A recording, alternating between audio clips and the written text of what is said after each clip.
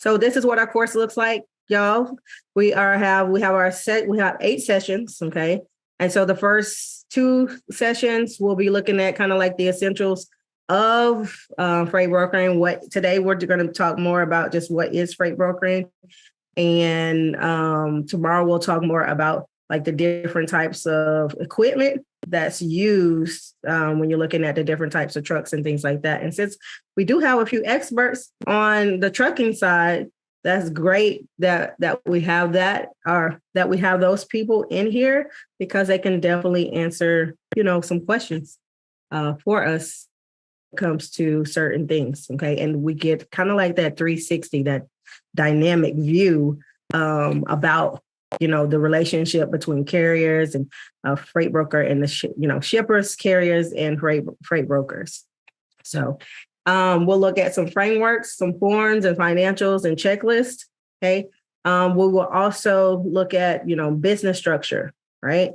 Branding and marketing research, marketing sales, because that's big with the broker side of things, because not only need to get shippers, you also need to be able to establish those relationships with the carriers as well, right? Quoting and booking freight loads. And then, what is the carrier package, right? And that different shippers have, okay? And then we'll look at like some rules and routines of the industry, because this is an industry that is still, because it's in transportation, there are laws that we must abide by. Okay. All right. So we kind of answer all of this. We kind of answered this already, but why are you interested in freight brokering? You guys already put that in the chat, really. My controls. All right. So I can see my chat.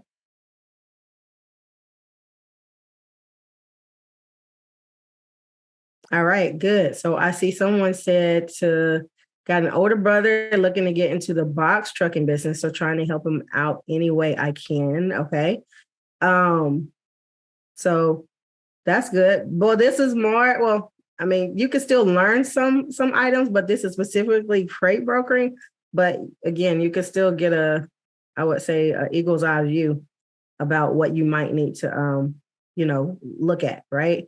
But reach out to me, because I do know somebody who does that particular thing, and they do it well.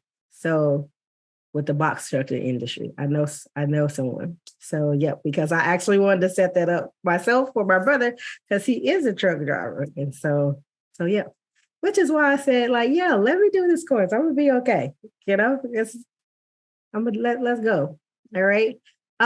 So I have a little joke that I inserted in here. Okay. So I didn't see anybody said that they wanted money, but just in case, if you said because, you want money.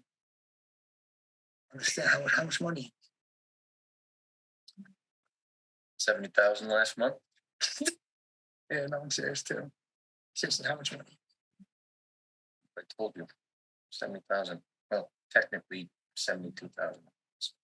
Something like 72 grand. Yeah.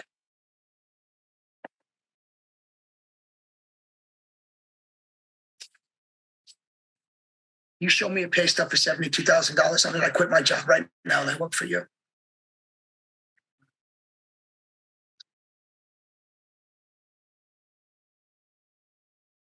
Paulie, what's up? No, everything's fine. Hey, listen, I quit.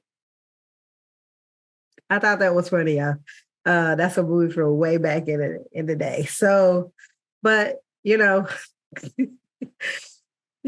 forget what the name of the movie is. I could not remember it. Somebody gonna remember it. But that relationship between truck drivers and freight brokers, and like those of you guys who are in. Oh, there you go. The Wolf on Wall Street. Yes, y'all know like. There's a little bit of action when it comes to freight brokers and our carriers. So, but that's just something to be aware of. But, there's always potential in any industry to make more money. So I had to skip a line because y'all know that they say whatever, and I didn't want to offend anybody. All right, so we're gonna jump right in with a scenario and then we're gonna delineate this information and work through it. Okay. So it says you have a client who wants to ship a load on behalf of Bath and Body. That's Bath and Body Works. And your client is willing to pay you $1,600 to ship their cargo. Okay. You find a truck company that will transport rate for $1,200. And so your possible one outcome, okay, this is not the end all to be all, but one outcome is that you will, you're going to charge your client $1,600 for the transaction, right? And then you're going to pay the shipper, the trucking company, $1,200. And then you're going to earn $400 in commission from this exchange. Okay. Remember, you are the broker. And so this is what you're going to do. All right. So we're looking at this example. This is a functional example of freight brokering, okay, in action and outcome. All right. So on the next slide, I want you to think about some stuff and we're going to work through it together.